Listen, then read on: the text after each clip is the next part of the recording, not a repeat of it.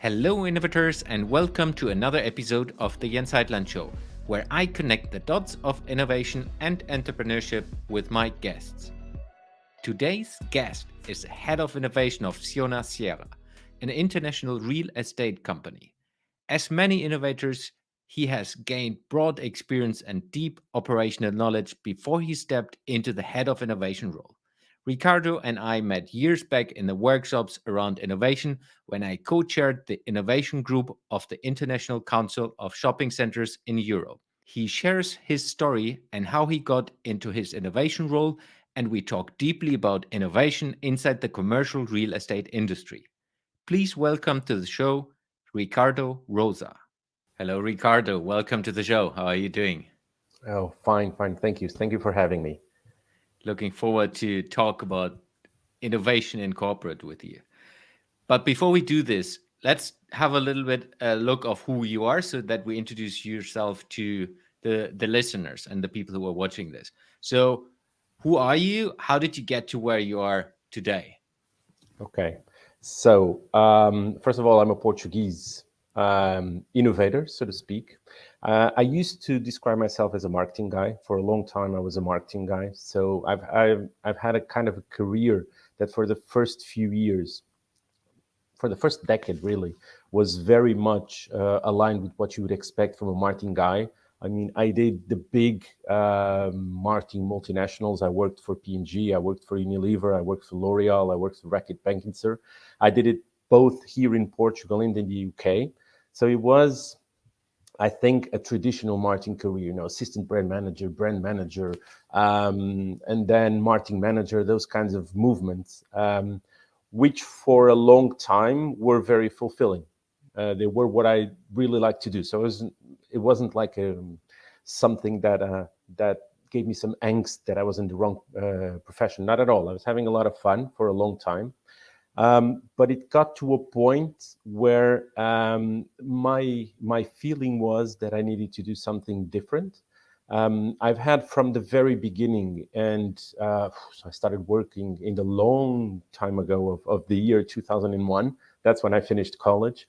So from the very beginning, I always had a very digital personal background. I always had a lot of fun around digital, playing around with stuff, building computers and stuff like that when I was a kid, and never really a coder. It's not my kind of thing. I don't do code very well, but tinkering and playing with it was always very much what I used to do. So coupling that with a big need of change, I started actually by changing completely the area of business that I was working for. So I left everything that was FMCG, so fast moving consumer goods. For a long time, I did it, as I said, a little over a decade, in which you kind of do it, you love it, but then there's a point where discussing a little bit more about where that package should sit in the shelf is a bit boring, so to speak. My friends from the previous life will not be bothered by me saying this. So I started by doing a complete change of industry. I moved to the real estate industry, or actually, as I'm working ever since then for a developer and manager of commercial real estate properties, mainly shopping centers. It's actually working a little bit in the confluence between real estate and retail. So it's a bit of both, which is great because it was very different. A lot of stuff to learn, a lot of stuff to understand that was very different from the world I came in, but very immediately from the beginning, I started to move in the direction of how technology could change this industry and how technology could bring new ways of working, new experiences, new value. And so I kind of started moving towards an innovation mindset, still being applied in a marketing role, so still being applied from a B2C perspective, a business to consumer perspective. But then we got to a point where myself and the company agreed that we needed to make it more official in the point of view that innovation needed more space to create its own agenda and not be just part of the agenda while you also have to discuss stuff on more traditional marketing, which was what I was doing at the same time. So strategic marketing at the same time, but doing it in the midst of innovation. And so everybody decided, no, we need to get a team done for this. We need to make this much more part of the way we work, and that's the role that I've been fulfilling since then. I'm the head of innovation for Sonae Sierra. As I said, a developer and manager of commercial properties, mainly in this case shopping centers, and it's really been a blast since then. It's fun is the best way I can put it. Yeah. What I like about your career is you have been like you learn different things and you can apply them inside of the innovation ecosystem of an organization, and you understand innovation and the business from a completely different perspective than maybe people who, let's say, if we take real estate as an example, they grow up in real estate and have worked their whole life in real estate. It's harder to innovate than if you come from the outside. Or what do you think? I totally agree. I think that even being having worked for this company in this industry for quite a few years now, I still feel somehow like an outsider, which I think is a good thing. Honestly, I think is a good thing.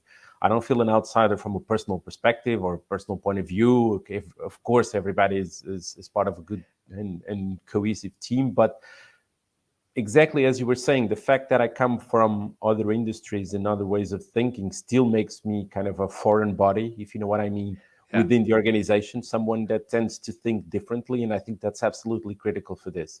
It doesn't make it easy on all circumstances. It's sometimes it's quite difficult because it looks like the weird guy that just doesn't understand it all. Yeah. But after a few years and a few discussions on this direction, I think it becomes much more clearer that there's a path forward that comes exactly from thinking differently. So for me, I think this has been an asset.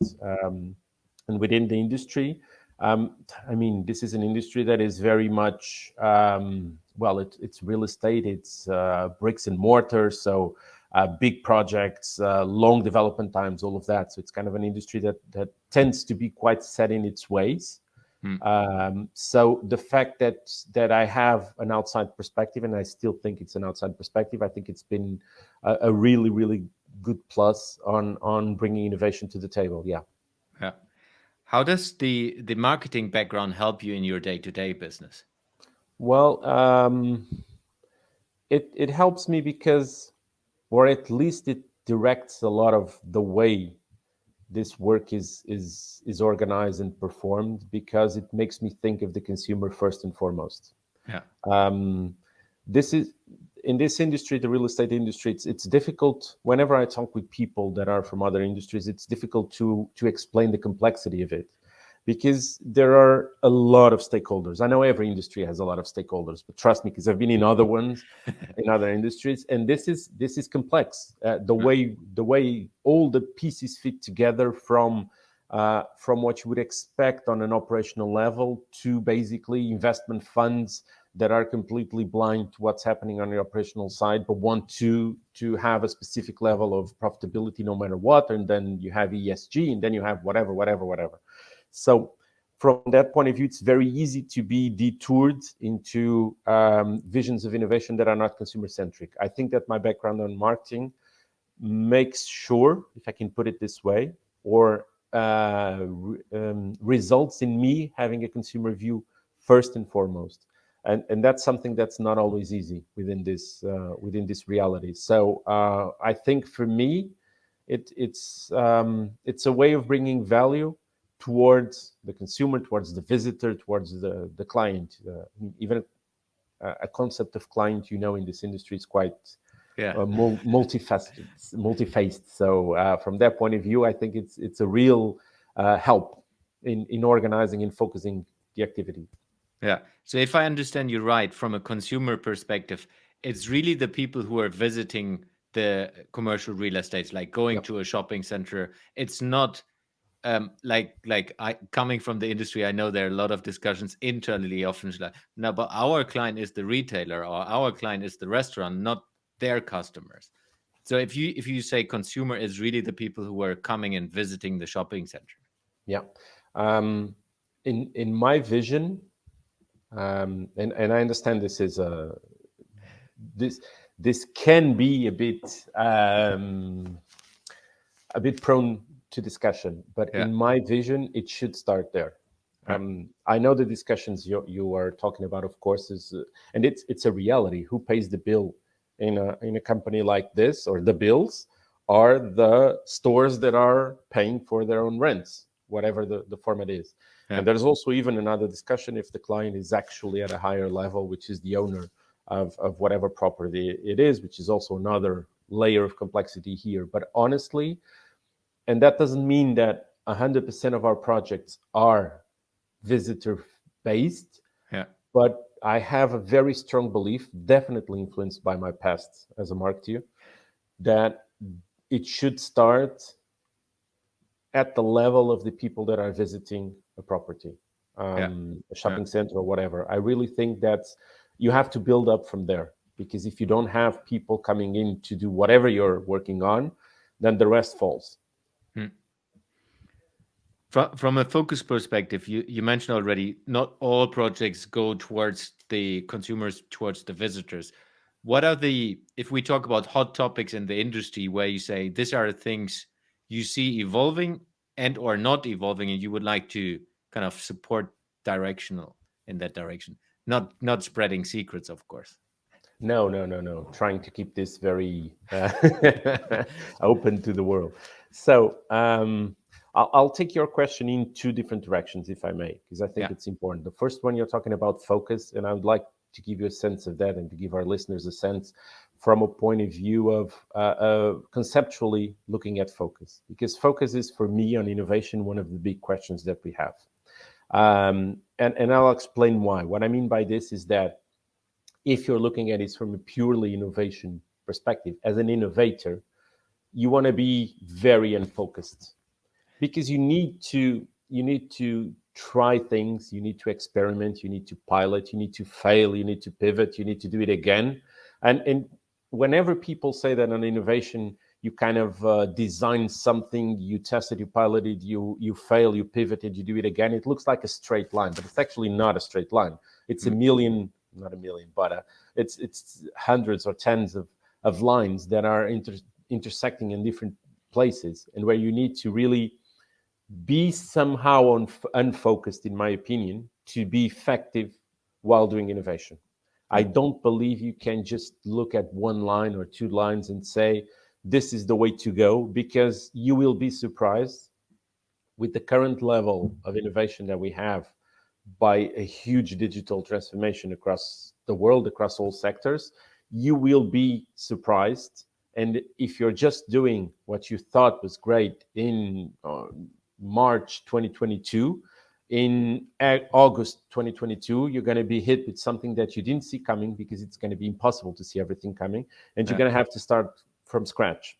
So the first point when you talk about focus that I really wanted to say is, you need to be focused, yes, because impact is key. And I'm sure we're going to go back to this point, because for me it's key, and I've been discussing it so much over this period as an innovator leader.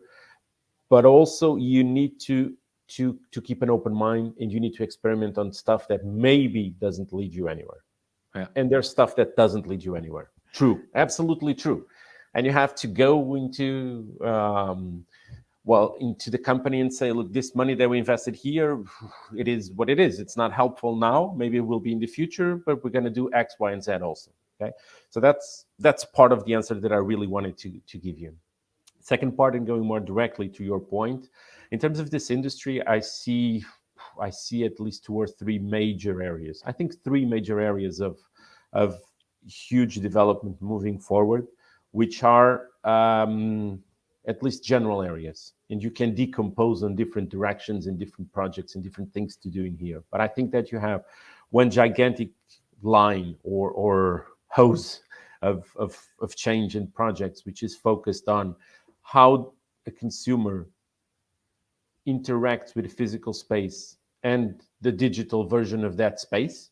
So Mm. the very classical omni-channel buzzword that we know is so tiring from one point of view, but also so true, because the reality as we move forward, and I think this is very much not under discussion right now, or at least not very difficult to be accepted, is that we're not going to be on a 100% digital world. We're not going to be at a 100% physical world. So we're going to be on a mixed world, at a hybrid Yeah. Whatever balance we'll reach in the future is something that's always going to be changing, will depend on so much.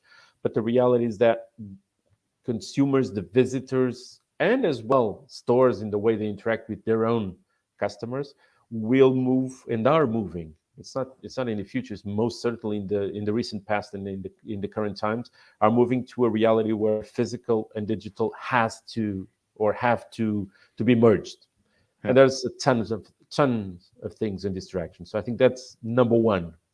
I think number two that you get is know your customer. I can call it this way, which can mean a lot, I know, but the level of understanding of how, well, of our visitors in all ways of understanding them. We used to have in the industry a very good understanding using traditional let's call it traditional research methods. Okay, we were good at that, and every time you came from out of the industry and you looked into this and understanding physical spaces, catchment areas, all of that, what does it mean? Who are the people coming in? Who are not? All of that. We used to be good, but now this is being turbocharged in a way that's completely different. And one thing is to get the information in, which is a lot of what we do, but also working with that information, that's a whole new ball game. So Yeah. that I think is a second huge area of development. And the third is everything around prop tech. So sorry for another buzzword, but prop tech, everything about property management technology, which means every way that you can find for technology to be used in how you manage big commercial buildings, which are huge cost centers, if you will, because you have energy, you have water, you have sewage, you have recycling, you have whatever, security, all of that. So these are little cities that you have within cities, Yeah. and using technology to manage more efficiently, that is a huge area of growth within innovation in this industry. So I think these are the three big areas, notwithstanding other things that I could talk about, but I think are less critical. Yeah. I think these three are where I see a lot more innovation going in, moving forward. Yeah, and this one are already huge. I would like to get so of course having this areas and like you said, most probably more.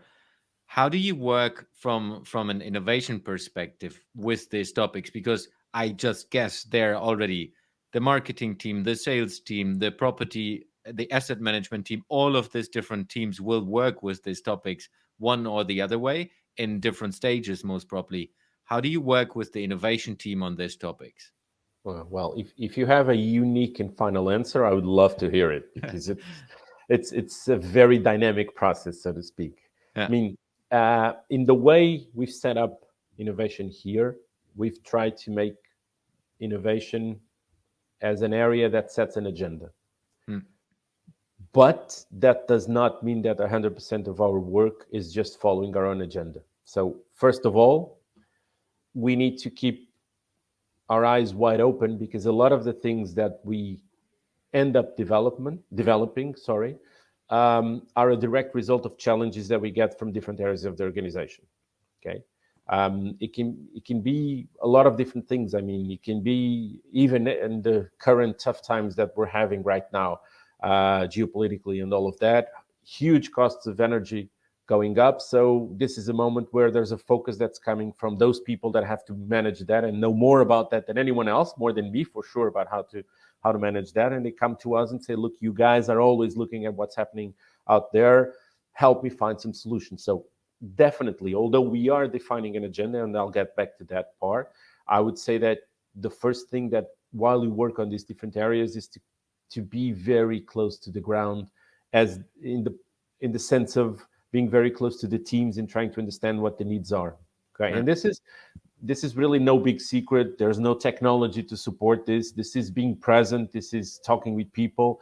It's been harder during COVID lockdowns and all of that, for sure. Yeah. On the one side, there was a huge level of change in the industry, which opened a lot of doors that were previously closed. But on the other side, very difficult to be close to people and understanding the specific needs and where we can help. So, but that's old school influencing, if you will, Yeah. is being next to people, understanding what's happening, The water cooler machine or the coffee machine conversations are still something really important to make this happen. I can't stress this enough. Yeah. The other side of all this is trying to look at what we think will make a difference in an acceptable time horizon, which should be 2 to 3 years, five tops, but mostly 2 to 3 years impact. Hmm. Look at where we think that this is going and replace the word this by whatever area that we're talking about, Yeah. and try to define an agenda. That was part of the objective of having a specific and, if you will, independent innovation area within the company. And how we've designed it and how I've been managing it is definitely to be able to kind of step back from the everyday hustle, because otherwise you're only replying or you're only answering to whatever is on fire right Yeah. now. Yeah. Uh, um, as a way of speaking, nothing is on fire, but as a way of speaking, you're just going after the latest problem. Yeah. So You're then reactive basically instead of exactly. So it proactive. is absolutely critical to look Yeah. at these are the major areas of impact. This is where we see that they're going, and this is what we think we should do to influence. Yeah. That does not mean that you remain inflexible in those areas for those 3 years. You still have all of that process of piloting and pivoting, and it didn't work this way. Maybe it works the other way. Maybe there's a new technology that's appearing. And sometimes, which is probably the most frustrating of all, is you get there too early. Getting there too late is bad. But getting there too early, I think, is more frustrating. From my experience in innovation, because you know that you're going to get there, but the pieces are still not aligned. Whatever that piece may be, maybe it's the technology, maybe it's the mindset of different stakeholders, but you know, you can feel it in your bones that it's the right direction, but you can't sometimes make it happen because it's too early. And that is frustration number one, if you will. Yeah. I feel with you. I still remember when I was doing a test, I think it was in 2015, we looked into changing the business model of a shopping center, taking an entrance fee. And we have shown a successful prototype, but it was way too early. And most probably is today even too early. But speaking about the innovation agenda and what's going on in the organization, how do you educate and communicate with the rest of the organization? Do you do educational topics to get them like innovative thinking into the organization, or how do you deal with these things? Okay. So there are different ways, and we've been, as well as with the rest, experimenting. So not everything has Yeah. been a huge success, to be honest. There's always an element of try something different, but I would say that first you try to define a direction of change, not a direction of change. Sorry, let me rephrase that. You try to understand where the market is going in one specific topic. Hmm. Okay, and if you can do that effectively, it's something that the organization not always spends a lot of time doing, because again, you have to manage the everyday life. So if you can understand something, or if you understand something and you want to convey it, you give it a sense of, look, this is where we see that it's going to be in X years. And you don't do it just as a qualitative exercise, but you really try to quantify what that means. Yeah. Okay. Let me give you an example that is less central to what we were talking about, but it's still very much within the realm of what we do in innovation. Before we started to tackling everything around the concept of mobility, how people come into our spaces, how people interact with those spaces in terms of mobility, we did a 5 and 10 year horizon study. Hmm. Study is maybe not the right word, is a scenario exercise Yeah. of how do you see the different pieces moving. And if you do that, you kind of have to explain what car sharing is, what bike sharing is, what ride sharing, what whatever Uber-like services are, all of that, and you kind of start by moving that or explaining all of that to an organization that is not so focused in that, Hmm. but giving them a sense of, look, this is growing this way. You can look at different markets, and we have that advantage because we tend to do that on the different markets that we are. So we kind of do, let's say, we do Lisbon and Porto because we're here in Portugal, but we always do Madrid, we do Berlin, we do Milan. Yeah. Sorry. So we kind of choose some of the most important cities for us, In Europe, we go maybe to Bucharest as well as a way to explain Eastern European market, which is also very important to us. And we give a sense of where this is going numerically. Okay. And then the pieces are easy to fit within this vision, because if you are good enough at explaining where this is going, then it makes sense that you have to do X, Y, Z, whatever it is, which might not be so obvious if you're just talking in 2022 and saying, look, in 2022 this is only worth 2%, whatever it is, doesn't matter now. And so you have the kind of answer of why am I going to spend money on 2%? It's just too little, it's not worth it, all of that. So you kind of try to give this sense of where it's going, and then you communicate like crazy. You communicate the hell out of it, if I can use that expression. You do town hall meetings for the company, you do board meetings where you take a bit of time just to give people a sense of where one target or one subject is going. Sorry. And you kind of try to do that within that agenda, you see. So that's one of the ways we try to do it. We also try to keep a very close eye on the big trends of tech, which I think help on some of the discussions. Of course, I'm not going to talk about, I don't know, something that is totally unrelated.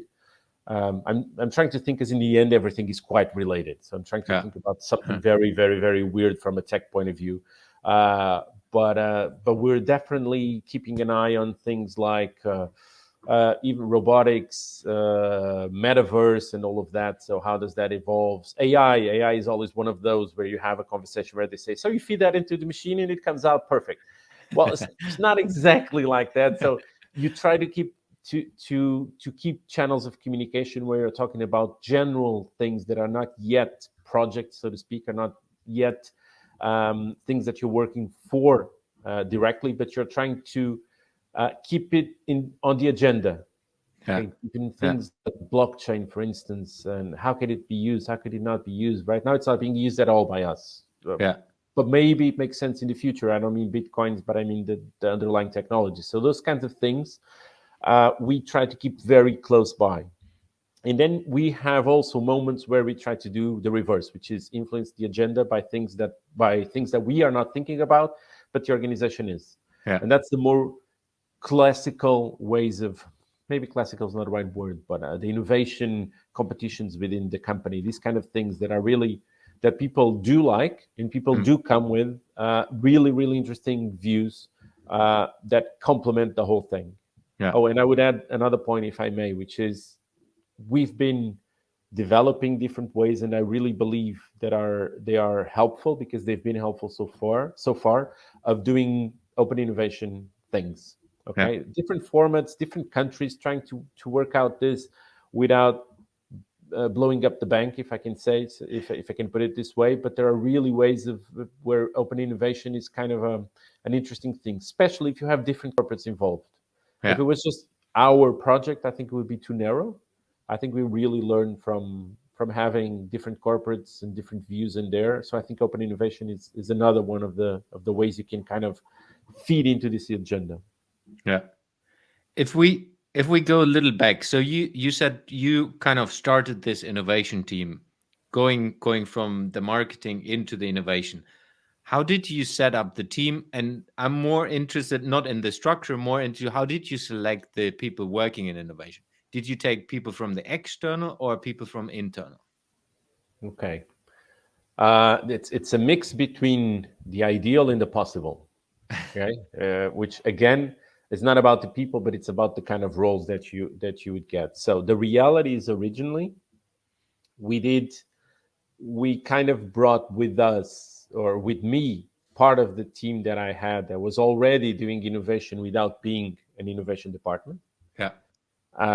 People that have very strong digital skills already, and the kind of teams that were built, because as I told you, part of the marketing team in that case was already doing part of it. So we took part of that team with me to the new area, and then we kind of pick and choose within the company from other areas, people that we thought would have this kind of mindset in terms of challenging the status quo, but also being able to drive the direction that we wanted and drive the project management, if you will, Yeah. until you get to something that's concrete and visible. So we did change. We did choose some people from the organization with these skills. Then, as it always happens, you get attrition, Yeah. especially because this area is quite enticing to the market these days, which is good. And in one sense, it's good because it means that people are looking into innovation with different eyes, which Yeah. is really, really great because it helps the economy as a whole, in my opinion, at least. Agreed. So then you have solutions where you have situations where you go outside, and we've tried to find people that had either were working on innovation already, but more importantly, had this kind of um, innovative mindset, Mm. challenging but constructive. You know what I mean? Yeah. We're not looking for the mad scientist type, honestly, because it could be, and because we didn't build a lab, if you Yeah. will, we didn't Yeah. build an innovation lab. Which there's nothing wrong with an innovation lab, but we try to be closer to the business than that. Just to clarify what I mean, an innovation lab should be a unit that's really thinking about out there stuff, if I can Yeah. use this expression. So Yeah. it's more purely innovative, but it's less impactful on the whole business. That's more or less the trade-off that you have in your hands. And we definitely chose a way where we wanted to be closer to the business. That's why I was describing to you before so many ways of understanding what's happening in the organization to bring innovation to it, and in both directions. So we were not looking because of that towards the mad scientist type, the guy Yeah. that is really good at coming up with something that's completely out of the box. We want box adjacent stuff, if I can use Yeah. this thing. Yeah. Completely out of the box. It's good to be out of the box, but it has to be box adjacent. For an organization like this, a big corporate organization like we have, multi-country, multi-area, in an area with so many stakeholders, as I said, and so much complexity, you Mm. you need to be box adjacent, as I said. Yeah. So this is the kind of profile that we've searched. So right now, actually, my team is a mix of people that came from outside and people that came with me from what we were doing before. Yeah. Talking about impact, you have mentioned this a couple of times. Can you give a little bit more meat on that bone? So what is behind the impact and the focus on impact for you, and why is it important? Okay. Well, why is it important? I'll start by the end because that's very easy to answer. Mm. Once you have an innovation department, an innovation area, an innovation lab, whatever you want to call it, from day one, you have a discussion within the company about resources, costs, and results, Mm. which is, of course, you have it with all of them, all of those other areas, but those areas are intrinsic to the business. If we did not have an innovation business, the next 6 months would be very much like they are going to be now, if you know Yeah. what I mean. Yeah. It wouldn't make a difference to the immediate operations of a company, but it Yeah. makes, in my opinion, a huge difference on how the company is positioned for whatever challenges come next, especially, as I said before, when the outside environment is changing so much. So why impact is important is because you're always on this discussion, okay? And everybody I talk to that is in this area is always in some version of this. Yeah. It's kind of funny because if people are not in innovation, it looks like the best job in the world. Okay, I'm not saying that it isn't. I'm not complaining, but I have a board member. I won't say more than that, but I have a board member in my company that every time he sees me, comes to me and says, the guy that has the best job in the company. It's always telling me this, which is kind of a joke, and it's fine. It's absolutely fine. But it's, if you don't work in this area, it's kind of one of the ideas you get, because it's just experimenting and doing all of that. Okay, so fine. But if you are inside this area, and as I said, when I speak with other people that are working in innovation, you're always in a race to justify through impact. That's just natural. And it should be that way because, as I told you before, we didn't want to be a lab just thinking of 10 years into the future. So we want to impact the business. So Huh. if you want to impact the business, explain what impact is. Show us the impact, so to speak. Huh. Show us what justifies the investment. Okay. So, but then that leaves the bigger question, which is what is impact? And what is impact is something that is not at all settled. Hmm. In my experience, on different companies, and as I said before, with people that work in this area. So um, I'll put it this. I'll put this to you as a trade off. Yeah. Okay, because I think the trade off is the best way of defining this. Although I don't have a definitive answer on where we should stay on that continuum of the two extremes of that trade off. So, at one extreme, you are focused on changing the business model of the company as a whole because it has to change because in this specific case we're talking about physical retail and you have the growth of e-com and then you have covid that's increasing that or turbocharging that growth, but then where it's going to end, but we know it's going to be different, so we know it's going to be hybrid, so we need to have a business model for that.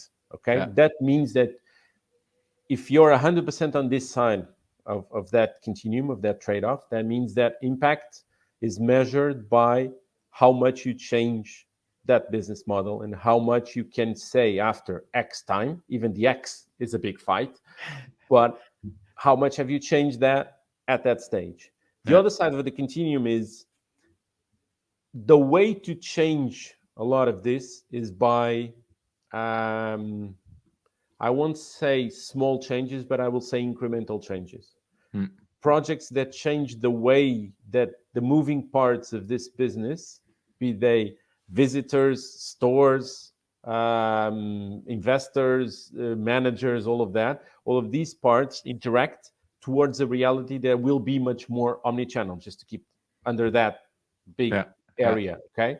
So you do a lot of small things that by themselves are small, and and you admit that because they are, because you're impacting, I don't know, 10,000 people a year that choose to use a service that's purely mobile app driven, no person involved, nothing, Hmm. but it's a very interesting way of interacting. But it's 10,000 people. We have shopping centers that have 25, 26 million visitors a year. So size is a bit difficult to Yeah. put on this discussion, but you know that you can change the world with one big bang. So you change with a lot of small things. Yeah. So within this continuum of these two trade-offs is where the sweet spot lies. I don't have a complete answer to you.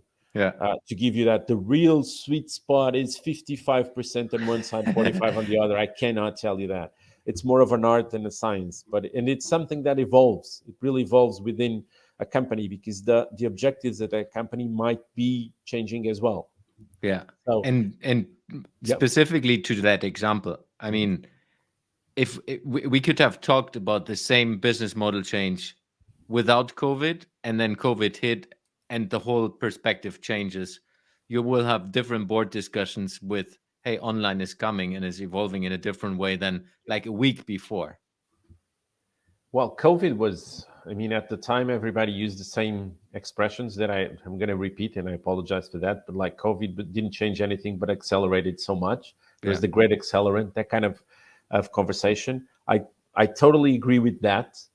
Um, Although I think that most of the conversations that we had as well, even if I go a little bit on a detour, was what kind of elastic each subject was. Meaning, if you pull an elastic, on some things or some elastics will break. That means it never goes back. It's a Yeah. completely different thing. And some Yeah. others go back to where they were. So part of the discussion or the discussions were, what is going back to what it was before and what isn't. It's Yeah. still an ongoing discussion, but not True. just on this industry. In a lot of industries, is exactly where we land on this right now, given the tough situation that we're in geopolitically. It's kind of phased out, but this was very much a discussion until 3 or 4 weeks ago. So, Yeah. and it will continue to be. So, it really depends on how you see COVID as a complete game changer, one, second, an accelerant, or third, an elastic that goes back to Yeah. where it was. Yeah. And this means that you need to make judgment calls. Okay. Having said that, I can tell you that a lot of the things that let's call them sacred cows of the industry that were like that, sacred cows Yeah. in March or in February 2020, they were not in April 2020. Yeah. Okay. For sure. Then reality, life happens, reality happens, you try more things, some work, some don't, because some areas are elastic, as I said before. So you kind of move around. It was so different, and it still is so different in some areas, that you move around like trying to feel your way at different subjects. I think it's a good image of where we were. We did a lot of stuff, really a lot of stuff that we wouldn't have done before, Hmm. and some of them were complete failures. Okay, which makes sense, because people were behaving in ways that they were not forced to behave before. Yeah. They were thinking about things that they would never think before. Yeah. So I think that it changed the way we looked at a lot of things. It kind of allowed us, on conversations within the company, to really challenge some things that were unchallengeable before. They were never truly unchallengeable, but definitely difficult to bring Yeah. to the conversation. But it's honestly 2 years on, and we are I think 2 years from the first Yeah. lockdowns in Italy, more or less. It's still developing. It's still an ongoing issue. We still have some things that are, well, we have some things that are better than they were in 2019, and some things that are worse in terms of performance in the way we work. Yeah. If we take this as an example, so you have had already an innovation department before COVID hit. Mhm. Other companies Definitely. didn't. So how did this help Sonae Sierra in coping with forced change from the outside world, which was very rapidly growing, having already an innovation department and innovation culture embedded into the organization? Okay. Well, I'm obviously selling my own stuff here, so to speak. Uh, but if you will allow me, the way to put this is, I think it made a huge difference, Hmm. because you had two things in play. Well, three. One, you had already an innovation mindset permeating the company. Hmm. But second, you had a team that you could go to directly with challenges that were unique and different. And that's something that, if you don't have, it's kind of, I know I need to tackle this, but I don't know how, so who am I going to call?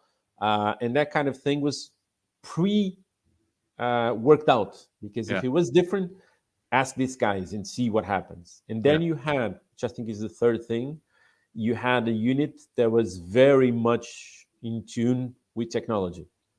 In Hmm. technology, if you have a reality where people do not want to interact physically, then technology gains huge importance. Yeah. So having that pre-knowledge and proximity to the world of tech was, I think, a huge advantage. Did you see any and we don't need to talk about specific industry players, but other companies inside the industry who have had a bigger challenge because they didn't have an innovation team, or kind of a smaller innovation team, or just started, which was not so deeply implemented? I think that you I saw that, but I continue to see that it's Hmm. not. I don't see it as a function of COVID. COVID was again an accelerant. Yeah. So you see that scale does matter. Scale does make a difference in a lot Hmm. of different ways. It makes a difference in having the ability to have teams that think about these kind of things. So if you have very little scale, you see that the structure does not support this, and you see it in the marketplace. Honestly, and we're not the biggest fish on the ocean. Just to be perfectly clear on this area, we're not the biggest fish. I think we're a mid-sized fish. So I can look to smaller fish and see, look, it lacks in their structure, but I can Yeah. also look at bigger fish and see they have an ability to implement that stronger, because scale does matter in a lot of this stuff. Yeah. You have a lot of upfront investments in tech that can be diluted much more effectively with scale.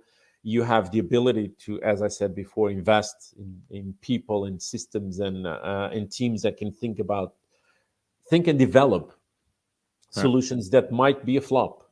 So, as a mid-tier fish, let's call it this way, I can see it both ways. I see COVID as an accelerant again. I don't think it changed that dynamic that much. I think scale does make a difference. Of Mm. course, sometimes it's easier not to be as big, huh? Nimbler, Yeah, smaller fish can be much nimbler if it is one thing. But I think on that point, COVID is different because COVID hits you with so many changes at the same time yeah, that you need a bit of size to kind of react to all of them. So from that point of view, I really think size is important. If you're thinking just about one axis of change, sometimes small is beautiful, as they say, because it yeah. makes you nimbler and you can focus on one thing and change faster. So it's a whole world of different colors and shades, so to speak. No, that's why for me innovation is so fascinating because it's different in large organization and in small organizations, and in the end it's always finding out what is the right thing to do inside of that existing situation and or market and company to find out what innovation and how to innovate in that business. Absolutely. I completely agree with that. I Yeah, don't think, honestly, if I were to move today to another company, different sector, different whatever, I don't think the formula, the recipe would be the same. yeah, And someone that were to hire me would ask me, what do you want to do in innovation on day one? And first thing would be to really understand that organization and the challenges because there's no single recipe. Honestly, I know it sounds agree. like a made up phrase, just no single recipe, but truly there isn't because you need to adapt to what you have there in terms of culture, but also in terms of the way you work and the way you interact with an organization. It's completely different for different realities. Yeah, I 100% agree. And I'm working with different industries and different sizes of companies. I can tell you, I can tell you more secrets when we stop recording. But it's true. It's true. It's completely different, and different ways of innovators need as well different, let's say, toolkits to be able to innovate. Different mindsets, different company cultures, huge difference. Yeah. Absolutely. So using that as a bridge to the last part of that podcast where I'm Mhm. asking a couple of questions I'm asking every guest. So first question is, if you can work with a project that is impacting every human being on earth, what project would you choose to work with and why? One project that impacts every human being. I would I would definitely, regardless of the moment where we are, because the first thing would be peace and something like that, because that's just so Yeah. coming from the gut right now because of the situation. Oh, but I would say new clean sources of energy, meaning fighting climate change at an absolute global level would be. I think it's the biggest challenge we have, Yeah. regardless of the situation. And I'm a guy that's always very attuned to what's happening in the geopolitical world and that kind of thing. I like it. I do it for my own pleasure is the wrong word, but for my own entertainment, so to speak. Yeah. Uh, but having said that, the biggest challenge we're facing is a planet that is having more and more difficulty in supporting all of us in the way that we are living up to now. So if I were to think about the biggest challenge, therefore the biggest impact, therefore the biggest thrill, it would definitely be climate change and very specifically the area of clean energy at Mm, scale, really impacting and really changing it. cool. How do you keep yourself up to date on different topics that interest you? Are there Oh, different ways you do that and how you do that? yeah, I'm an avid reader, and I'm also a listener of podcasts. So I think those two are the top ones. I can tell you that I do about current events and what's happening, and I do think that you take a lot, even in terms of technology and in terms of development. You don't need to be on a pure tech publication, so to speak. I mean, Yeah. I don't know. I think the three biggest references for me on a very regular basis are Financial Times, Business Week, and New York Times. These three Yeah. are my references, my go-tos that I check every day to see what's happening, honestly. Yeah. And that's on the reader part. And then I keep some time wherever and whenever I can to do a more in depth on whatever subject and that in-depth reading on whatever subject I'm finding interesting, which might be whatever. I'm reading right now about the history of China, because I think regardless of everything that's happening geopolitically, again, I'm sorry, but about all of that, I think that the confluence of West and East with China is going to be the huge opportunity moving forward. So I'm kind of fascinated about the whole thing, about the different dynasties and all of it. I'm fascinated. So I'm reading about that, which has zero to do, as you can imagine, to innovation in the real estate industry, but I am on there. So I kind of do that. And on the other side, I do podcast. I listen to quite a few podcasts. They're mainly American based, normally technology / business, and a bit on current events as well. So that's a bit of how I get my slice of what's happening to keep on top of things. Awesome. How can people find you and how can people reach out to you? Well, the easiest way is probably LinkedIn. You can always find me there. I still have things like Facebook. I know, old school. I don't use it a lot, to be very honest. I am not a huge fan of Twitter myself, personally, so I don't do it normally. LinkedIn is the easiest way to find me for whatever might be helpful.